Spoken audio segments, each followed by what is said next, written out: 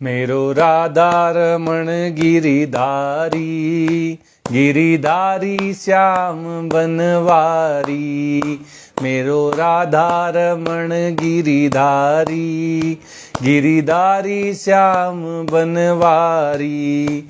मेरो राधा रमण गिरिधारी, मेरो राधा रमण गिरिधारी, मेरो राधा रमण गिरिधारी, मेरो राधा रमण गिरिधारी, मेरो राधा रमण गिरिधारी, गिरिधारी श्याम बनवारी।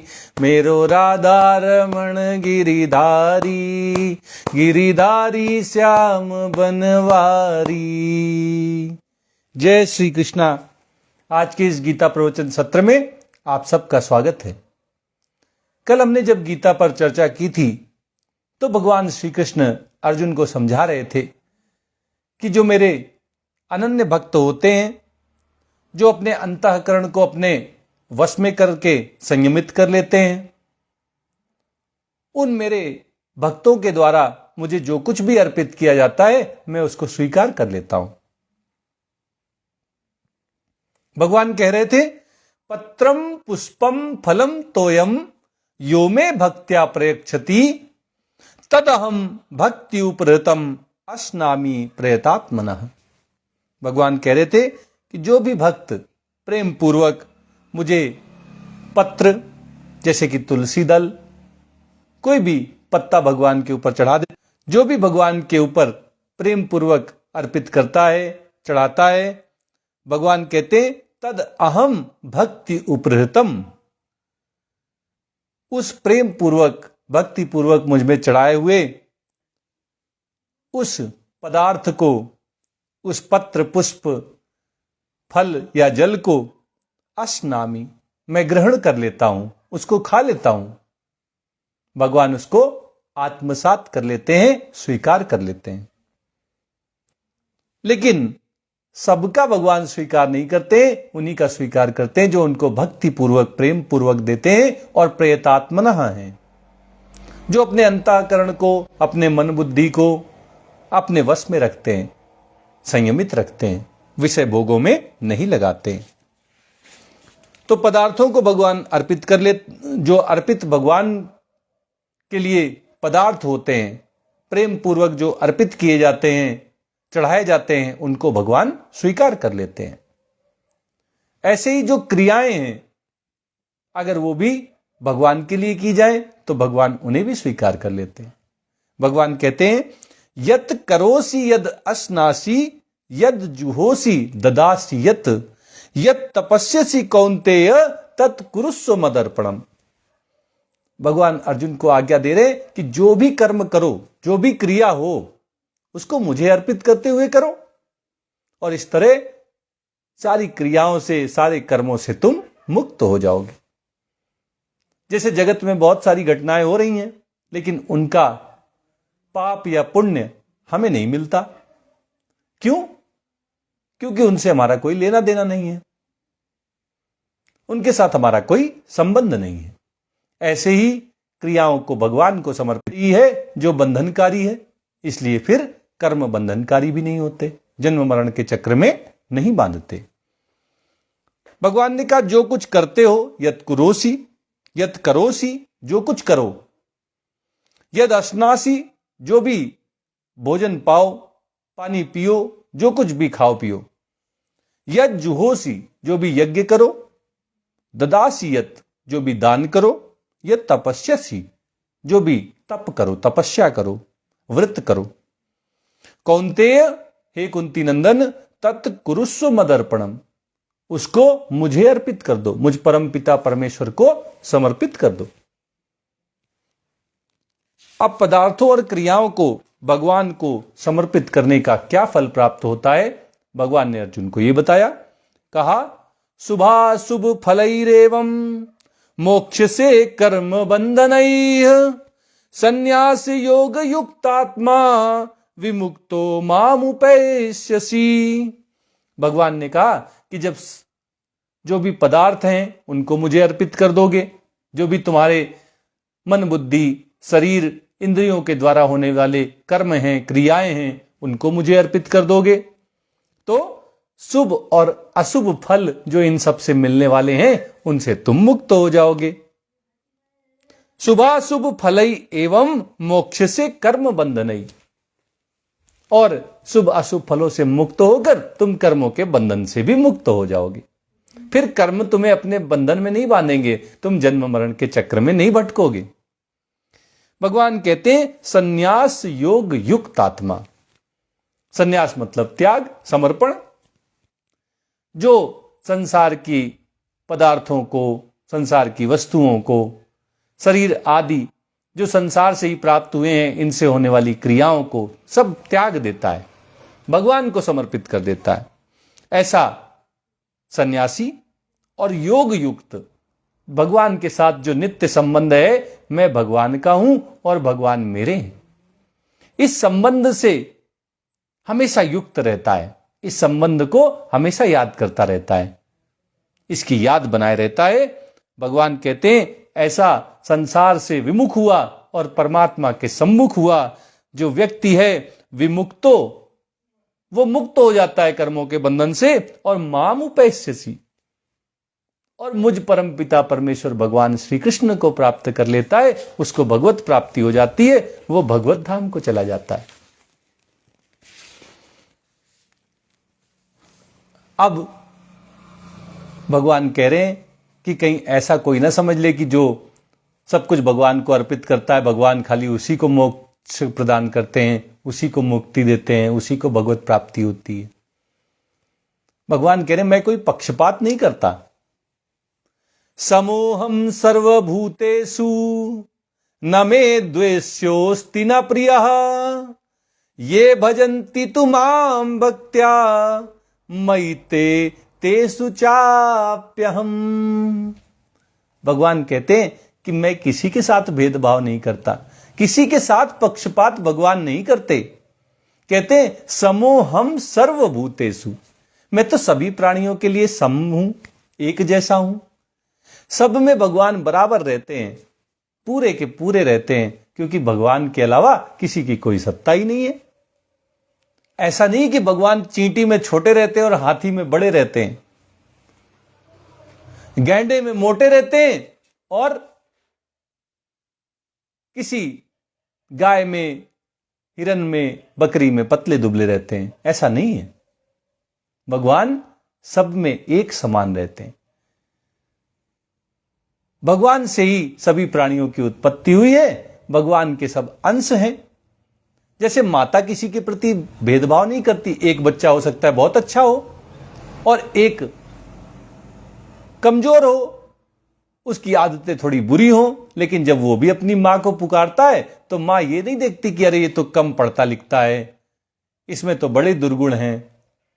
वो तो बस उस बच्चे की पुकार सुनकर उसको अपनी गोदी में उठा लेती। ऐसे ही भगवान को जो पुकारते हैं, भगवान नहीं देखते कि उनकी जाति क्या है, उनका धर्म क्या है। वे ब्राह्मण हैं, क्षत्रिय हैं, वैश्य हैं, शूद्र हैं, स्त्री हैं, पुरुष हैं, जानवर हैं, मनुष्य हैं, क्या है भगवान नहीं देखते। जिसने पुकारा भगवान हमेशा उसको मदद करने के लिए, उसकी मदद के लिए दौड़ पड़े। ऐसे कृपालु, ऐसे करुणावान भगवान श्री कृष्ण हैं। वो कहते हैं समोहम सर्वभूतेषु, सभी प्राणियों के लिए मैं एक समान हूं, सब में बराबर व्याप्त हूं, सबको आगे बढ़ने के बराबर अवसर प्रदान करता हूं, सबको अपने आप को अपने लक्ष्य परमपिता परमेश्वर भगवान श्री कृष्ण तक पहुंचाने के लिए मैं हमेशा उनकी मदद करता हूं। जिस तरह जिसका हित हो सकता है, कल्याण हो सकता है, मैं वो सब प्रदान करता हूं। और अगर हित में कुछ बाधा आने वाली कोई वस्तु है, कोई पदार्थ है, तो मांगने पर भी वो नहीं देता हूं। जो मांगो वो मिल जाए तो भगवान की दया, और मांगा लेकिन उससे हमारा हित नहीं है तो भगवान नहीं देंगे, ये भगवान की कृपा है। और इसीलिए भक्त कभी व्यथित नहीं होते, विचलित नहीं होते, दास कभी उदास नहीं होते। अनुकूल हो या प्रतिकूल हो, मान हो या अपमान हो, जय हो या पराजय हो, दास कभी उदास नहीं होते। वो जानते हैं कि भगवान ने कुछ तो अच्छा सोचा होगा मेरे लिए, तभी मुझे ये दे रहे हैं।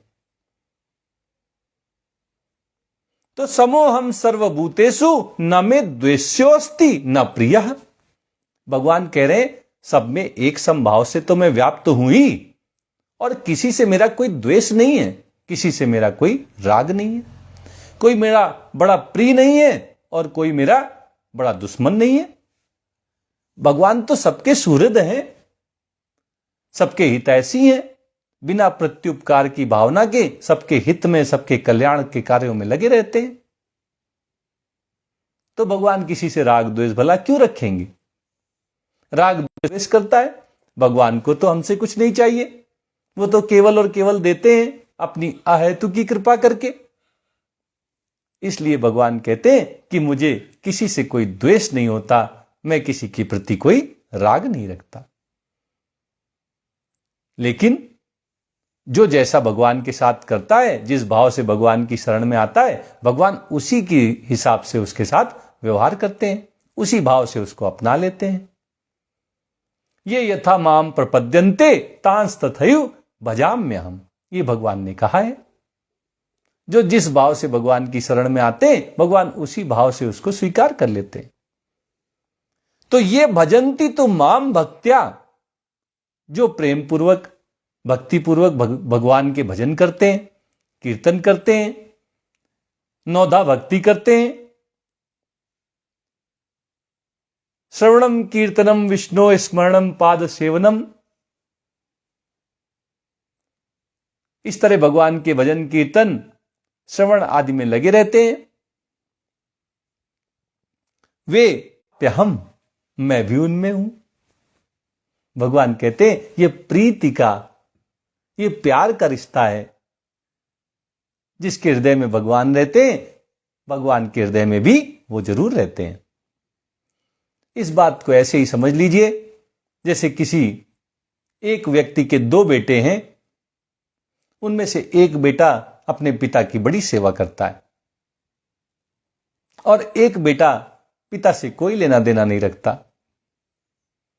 अगर पिता अपनी संपत्ति को उस बेटे को दे दे जो उसका ख्याल रखता है, उसकी सेवा करता है, उससे प्रेम करता है, तो यह नहीं कहा जा सकता कि पिता ने बराबर बंटवारा नहीं किया, उसने सही नहीं किया, वो समभाव में नहीं था। क्योंकि जिसने उसके साथ जैसा व्यवहार किया, उसने भी उसके साथ वैसा ही व्यवहार किया। यह न्याय युक्त तो होगा कि वो प्रीति रखने वाले बच्चे को ज्यादा दे दे और जो उससे मतलब नहीं रखता उसको कुछ ना दे। ऐसे ही परमपिता परमेश्वर के बनाए हुए तो सभी प्राणी हैं, भगवान का किसी से कोई वैर भाव नहीं है, किसी से कोई प्रीति नहीं है, सब में एक समान रूप से व्याप्त हैं, सबको एक समान रूप से कल्याण के अवसर प्रदान करते हैं। इसके बावजूद जो भगवान की भक्ति में अपने जीवन को लगा देते हैं, भगवान भी कहते हैं कि जो मुझे अपने हृदय में रखते हैं, जिनके हृदय में मैं रहता हूं, वे मेरे हृदय में भी रहते हैं। जो मुझे अपने हृदय में रखते हैं, मैं भी उनको अपने हृदय में रखता हूं।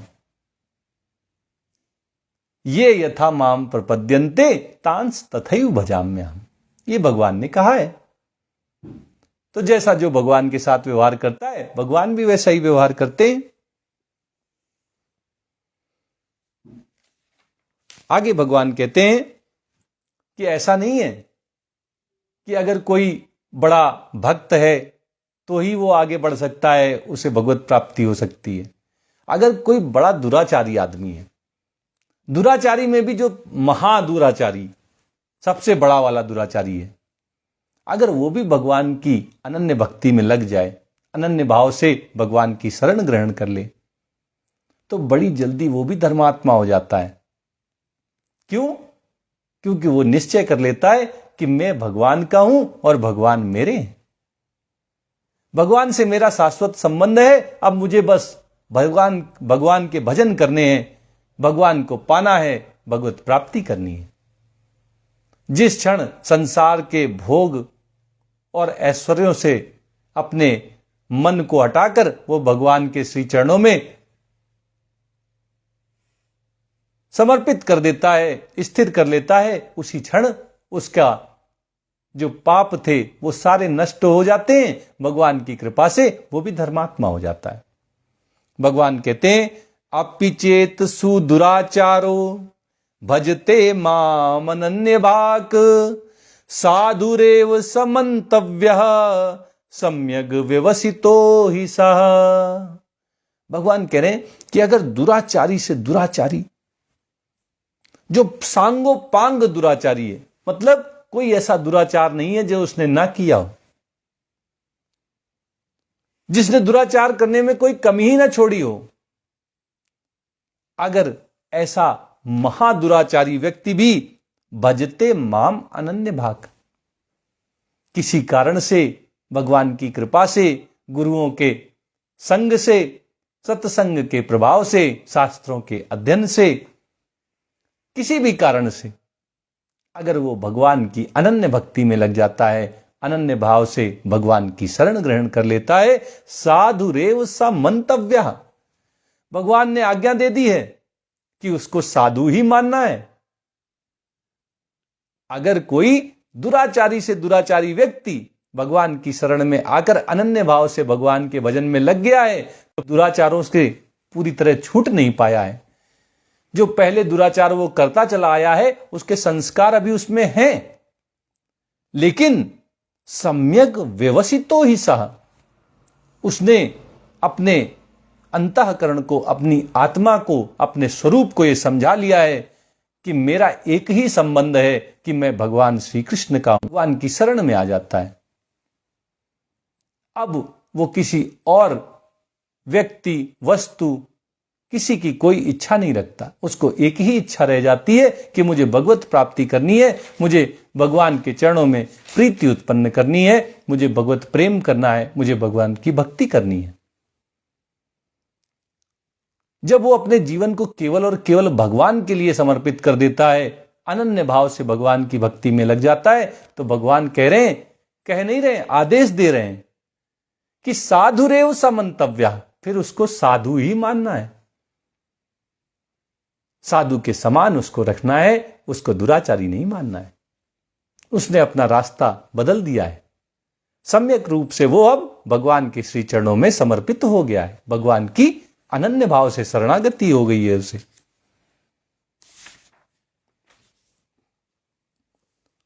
और भगवान कह रहे हैं उसको साधु मानना चाहिए, तो क्योंकि वो अब साधु ही हो जाएगा, बड़ी जल्दी वो धर्मात्मा बनने वाला है। भगवान बता रहे हैं, कह रहे हैं क्षिप्रम भवति धर्मात्मा सस्वच्छांतिम निगच्छति कौन्तेय प्रतिजानीहि न मे भक्तः प्रणश्यति।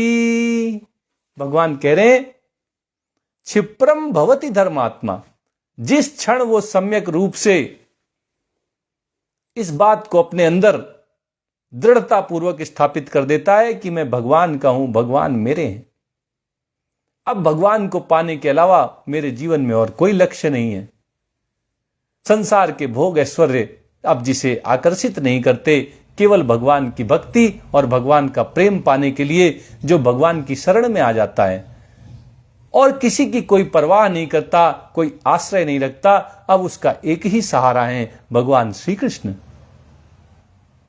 भगवान कहते जिस क्षण ये भाव व्यक्ति के अंदर आ जाए, भले ही वो महादुराचारी रहा हो, लेकिन जैसे ही ये भाव प्रकट होता है तत्क्षण, उसी समय, देर नहीं लगती, तुरंत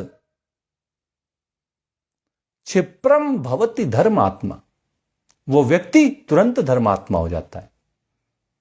और केवल धर्मात्मा ही नहीं होता, जो बड़े बड़े महात्माओं को भी प्राप्त नहीं होती, वो शाश्वत शांति उसको प्राप्त हो जाती। बड़े बड़े धर्मात्माओं को पीछे छोड़कर वो उस शाश्वत शांति को प्राप्त कर लेता है जो समभाव के आने से आती है। जब समबुद्धि व्यक्ति हो जाता है, जब वो योग निष्ठ हो जाता है, योग में भली भांति स्थित हो जाता है, तब जो उसे शाश्वत शांति का अनुभव होता है। ऐसे अनन्य भाव से भगवान की शरण में आए हुए व्यक्ति को वो तुरंत प्राप्त हो जाती है। वो तुरंत धर्मात्मा बन जाता है और शाश्वत शांति को प्राप्त कर लेता है। अब भगवान अर्जुन से कह रहे हैं कि तुम एक घोषणा कर दो, तुम एक प्रतिज्ञा कर लो। कौन्तेय प्रतिजानी,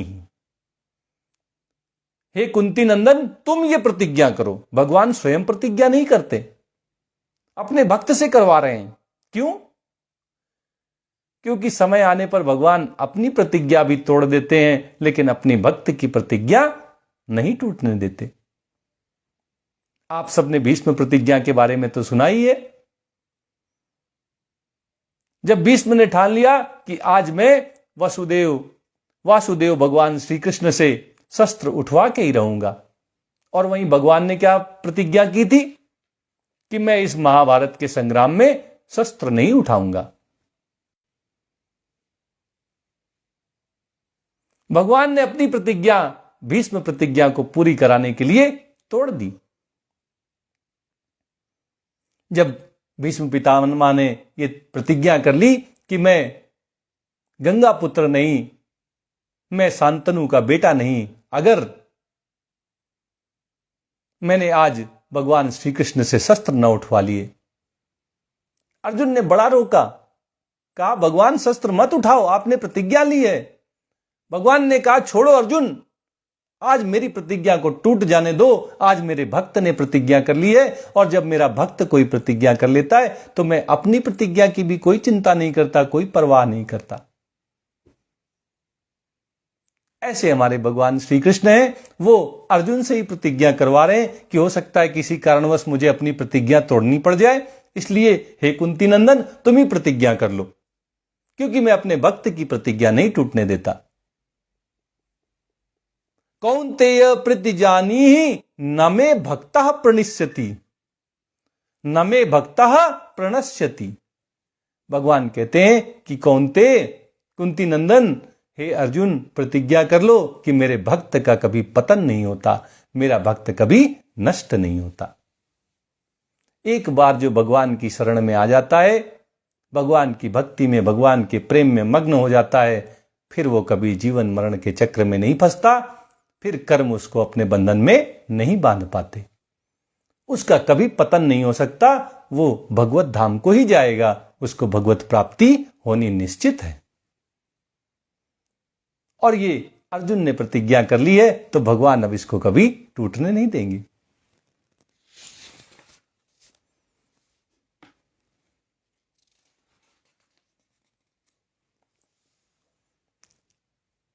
भगवान कहते हैं कि चाहे कोई भी भगवान की शरण में आ जाए, वो किस जाति का है, किस धर्म का है, वो स्त्री है कि पुरुष है, वो ब्राह्मण है कि वैश्य है कि शूद्र है या क्षत्रिय है, भगवान ये सब नहीं देखते।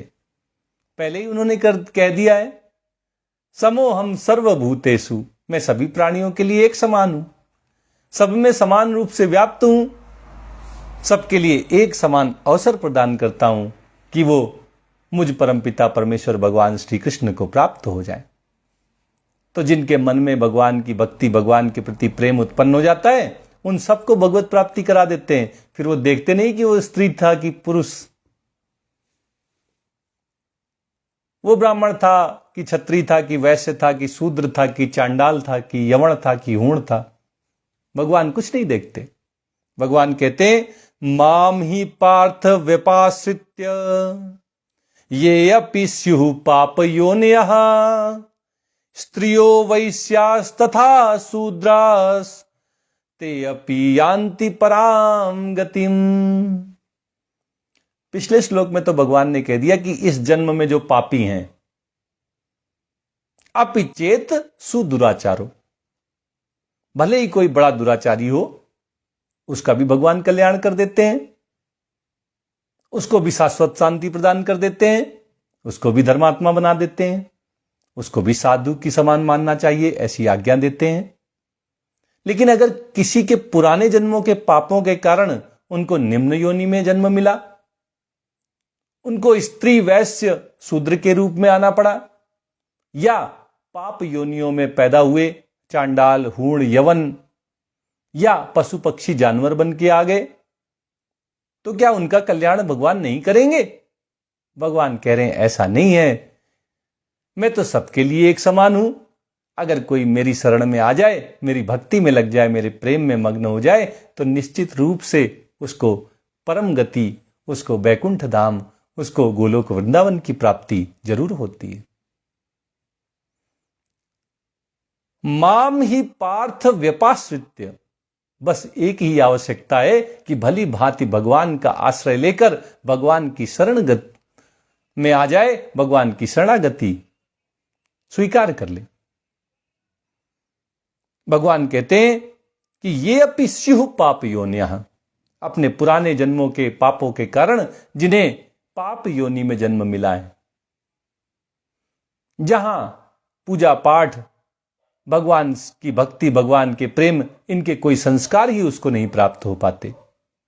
खाने पीने, सोने और सेक्स जैसे जो जानवर कर सकते हैं, उन्हीं कामों में लगते हुए उनका जीवन बीत जाता है।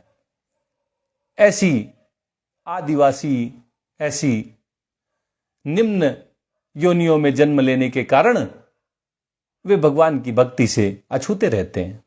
लेकिन अगर किसी कारण सत्संग को सुनकर, शास्त्रों का अध्ययन करके, या भगवत कृपा से, या साधु संतों के संपर्क में आ जाने से उनमें भगवत भक्ति या प्रेम प्रकट हो जाए, तो भगवान कहते हैं कि अगर वो मेरी शरण में आ जाए तो मैं उनको भी परम गति प्रदान करता हूं।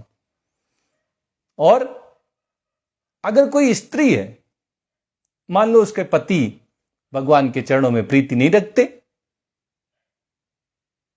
तो क्या उसको भी भगवान पे प्रीति नहीं रखनी चाहिए? भगवान कहते हैं ऐसा नहीं है। अगर पति नहीं रखता तो कोई बात नहीं, स्त्री भगवान की भक्त हो सकती है। भगवान की भक्ति, भगवान से प्रेम करके वो अपने जीवन को धन्य बना सकती है, भगवत धाम को जा सकती है। वैश्य केवल व्यापार करे ये तो जरूरी नहीं है। अगर किसी वैश्य के मन में भी भगवान की भक्ति, भगवान के प्रेम का भाव उत्पन्न हो जाए, तो भगवान कहते हैं कि उसकी नैया भी मैं पार लगा देता हूं, उसको भी भगवत धाम की प्राप्ति करा देता हूं। और अगर कोई शूद्र बनकर इस जन्म को पाया है, पुराने जन्मों के पापों के कारण अगर शूद्र कुल में उसे जन्म मिला है, तो भी भगवान उसको बराबर अवसर प्रदान करते हैं कि अगर वो भगवान की शरण में आ जाए, भगवान की भक्ति करे, भगवान से प्रेम करे, तो उसको भी वही गति प्राप्त होती है जो किसी ब्राह्मण को प्राप्त होती है। भक्तों के बीच भगवान कोई अंतर नहीं रखते, उनकी जाति नहीं देखते, उनका कुल नहीं देखते, उनके संस्कार नहीं देखते। वो तो बस भाव देखते हैं। अगर भाव में भगवान है तो भगवान जरूर भगवत धाम की प्राप्ति कराते हैं। जिनके भाव में भगवान है उनको भगवत प्राप्ति होती। ते अपि यान्ति पराम गतिम, इन सभी को भगवान भगवत प्राप्ति करा देते हैं। लेकिन उनको भगवान की शरण में आना होगा, भगवान की भक्ति करनी होगी, भगवान से प्रेम करना होगा। अब जब स्त्री, वैश्य, शूद्र और पाप योनियों में जन्म लेने वाले को भगवान भगवत प्राप्ति करा देते हैं, तो फिर जो ब्राह्मण हैं और भगवान की भक्ति में लगे हुए हैं, जो क्षत्रिय कुल में उत्पन्न हुए हैं और साधु जैसे आचरण करते हैं, भगवान के भक्त हैं, उनकी तो भगवत प्राप्ति तो उनको होनी ही है, इसमें तो कोई संदेह ही नहीं होना चाहिए। इसलिए भगवान कहते हैं किम पुनर्ब्राह्मणाः पुण्या भक्ता राजऋषयस्तथा अनित्यम असुखम लोकम इमं प्राप्य भजस्व माम। भगवान कहते हैं कि जब स्त्री, वैश्य, शूद्र, पाप योनि में जन्मे हुए व्यक्तियों को भगवत प्राप्ति हो जाती है, तो जो ब्राह्मण हैं और पुण्य कर्मों में लगे हुए हैं, पुण्य कर्मों के फल स्वरूप जिन्हें ब्राह्मण कुल में पैदा होने का सौभाग्य मिला है, जो ब्राह्मण कुल में जन्मे हैं, और राज ऋषियस तथा जो क्षत्रिय कुल में राजाओं के यहां पैदा हुए हैं लेकिन ऋषि की भांति आचरण करते हैं, शास्त्रों के सम्मत व्यवहार करते हैं, शास्त्रों के अनुकूल आचरण करते हैं। और इन दोनों में एक चीज बड़ी एक जैसी हो कि वो दोनों भक्त हों। ब्राह्मणा पुण्या और राज ऋषिया, इनके बीच में भगवान भक्ता लगा दे रहे हैं शब्द। ब्राह्मण कुल में पुण्य कर्म करने वाले भक्त और क्षत्रिय कुल में शास्त्र सम्मत व्यवहार करने वाले भक्त, इनको तो परम गति की प्राप्ति होनी ही है, इसमें कोई संदेह नहीं है। और भगवान कहते हैं अनित्यम असुखम लोकम इमं प्राप्य भजस्व माम। ये जो शरीर है यह अनित्य है, ये हमेशा रहने वाला नहीं है।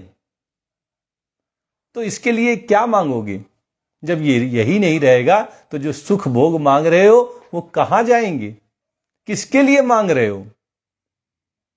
तो कोई आशा आकांक्षा वासना इस शरीर के लिए मत रखो, ये अनित्यम है। और असुखम,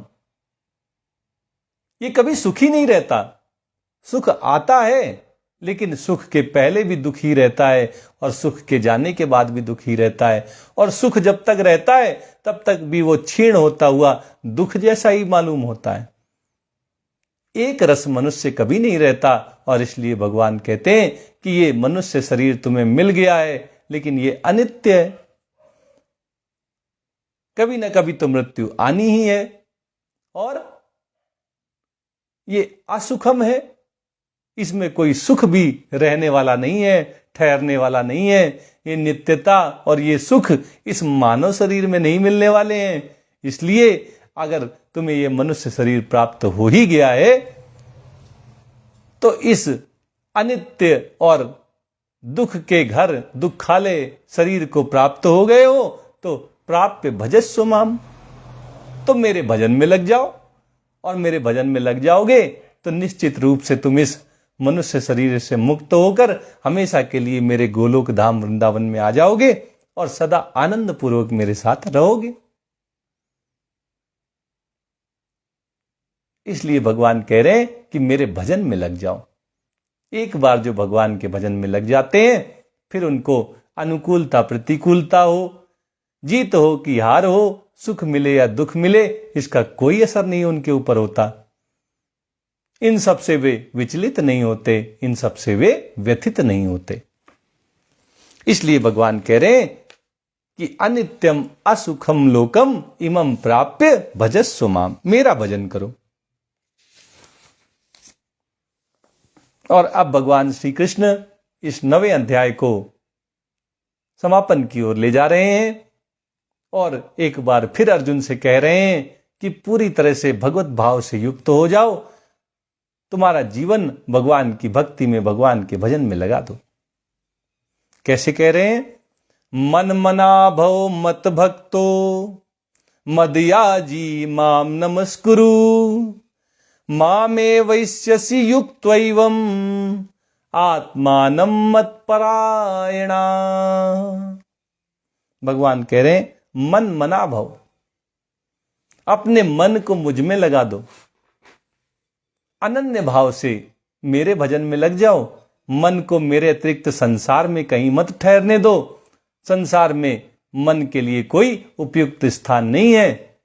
मन को तो भगवान श्री कृष्ण के चरणों में लगाना है, वहीं लगा दो। मन मना भव मत भक्तो, मद भक्तो, मेरे भक्त बन जाओ, भगवान के भजन में, भगवान की भक्ति में लग जाओ। मद याजी, मेरे पूजन में लग जाओ, मेरी आराधना में लग जाओ। माम नमस्कुरु, और मुझे दंडवत प्रणाम करो। जब कोई दंडवत किसी के सामने लेट जाता है तो पूरी तरह उसमें समर्पित हो जाता है कि अब जैसे हो सके मेरा कल्याण हो वो आप करो। जेहि विधि होई नाथ हित मोरा करऊं सुबेगी दास मैं तोरा। वो तो दास के भाव से दंडवत प्रणाम करता है कि भगवान जैसे मेरा कल्याण हो सके आप कर देना। अगर अनुकूल परिस्थितियां देने से मेरा कल्याण हो तो अनुकूल परिस्थितियां देना, और अगर प्रतिकूलता देने से मेरा हित हो, मेरा कल्याण हो, तो निश्चित रूप से आप प्रतिकूलता दे देना। और इसलिए चाहे सुख आए, चाहे दुख आए, चाहे मान सम्मान मिले, चाहे अपमान हो जाए, चाहे जीत हो, चाहे हार हो, चाहे परिस्थितियां अनुकूल हो या प्रतिकूल हो, जो भक्त होते हैं वो इन सब की ओर ध्यान नहीं देते, उनका ध्यान तो भगवान की तरफ रहता है।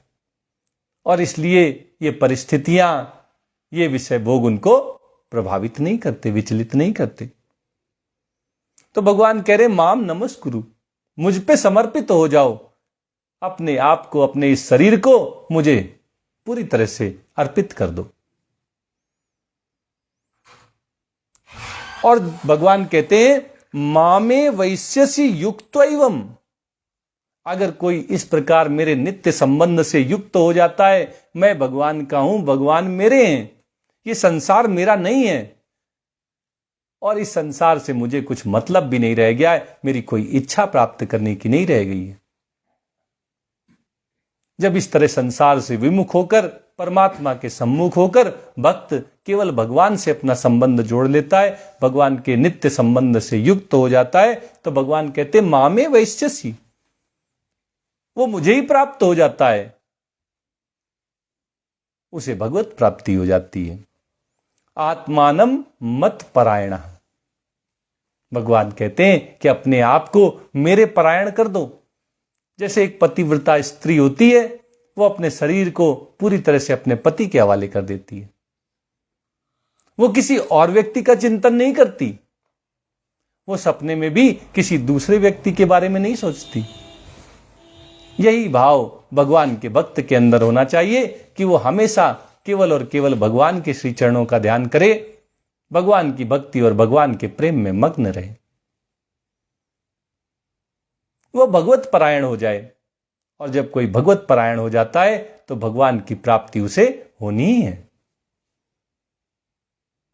फिर वो कभी इस जन्म मरण के चक्र में नहीं फंसता, कर्मों के बंधन उसे कभी नहीं बांध पाते, वो सदा सदा के लिए मुक्त होकर गोलोक धाम वृंदावन में भगवान के साथ आनंद पूर्वक रहता है। इस प्रकार 9वें अध्याय का समापन होता है।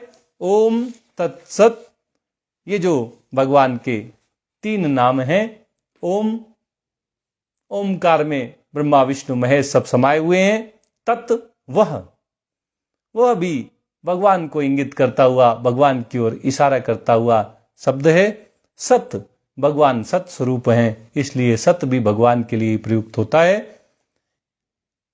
ओम तत्सत इति श्रीमद् भगवद गीतासु उपनिषत्सु ब्रह्म विद्यायाम योग शास्त्रे श्री कृष्णार्जुन संवादे राजविद्या राजगुहि योगो नाम 9वां अध्याय। इस प्रकार ओम तत् सत इन भगवान नामों के उच्चारण पूर्वक ब्रह्म विद्या और योग शास्त्र में श्रीमद् भगवद गीता उपनिषद रूप श्री कृष्णार्जुन संवाद में राजविद्या राजगुहि योग नामक 9वां अध्याय आज हमने पूर्ण किया। आइए भगवान का एक भजन करते हैं और आज के इस सत्र को संपन्न करते हैं।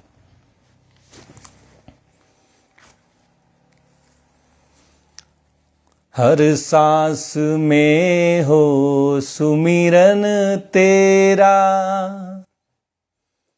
हर सांस में हो सुमिरन तेरा, यूं बीत जाए जीवन मेरा। हर सांस में हो सुमिरन तेरा, यूं बीत जाए जीवन मेरा। तेरी पूजा करते बीते सांझ सवेरा, तेरी पूजा करते बीते सांझ सवेरा, यूं बीत जाए जीवन मेरा। हर सांस में हो सुमिरन तेरा, यूं बीत जाए जीवन मेरा। नैनों की खिड़की से तुझको पल पल मैं निहारूं, नैनों की खिड़की से तुझको पल पल मैं निहारूं, मन में बिठा लूं तेरी आरती उतारूं, मन में बिठा लूं तेरी आरती उतारूं, डाले रहूं तेरे चरणों पे डेरा, डाले रहूं तेरे चरणों में डेरा, यूं बीत जाए जीवन मेरा, तेरी पूजा करते बीते सांझ सवेरा, तेरी पूजा करते बीते सांझ सवेरा, यूं बीत जाए जीवन मेरा, हर सांस में हो सुमिरन तेरा, यूं बीत जाए जीवन मेरा, जो भी तेरा प्यारा हो वो मेरे दिल का प्यारा हो, मेरे सर का ताज मेरी आंखों का तारा हो, जो भी तेरा प्यारा हो वो मेरे दिल का प्यारा हो, मेरे सर का ताज मेरी आंखों का तारा हो, सब में निहारूं रूप सुनहरा, यूं बीत जाए जीवन मेरा, सब में निहारूं रूप सुनहरा, यूं बीत जाए जीवन मेरा, तेरी पूजा करते बीते सांझ सवेरा, यूं बीत जाए जीवन मेरा, हर सांस में हो सुमिरन तेरा, यूं बीत जाए जीवन मेरा, प्यार हो सत्कार हो एतबार हो तुम्हारा, सुख भी हो सारे और याद हो इशारा, प्यार हो सत्कार हो एतबार हो तुम्हारा, सुख भी हो सारे और याद हो इशारा, हो आत्मा पर तेरा ही डेरा, यूं बीत जाए जीवन मेरा, हो आत्मा पर तेरा ही डेरा, यूं बीत जाए जीवन मेरा, हर तेरी पूजा करते बीते सांझ सवेरा, तेरी पूजा करते बीते सांझ सवेरा, यूं बीत जाए जीवन मेरा, हर सांस में हो सुमिरन तेरा, यूं बीत जाए जीवन मेरा, हर सांस में हो सुमिरन तेरा, यूं बीत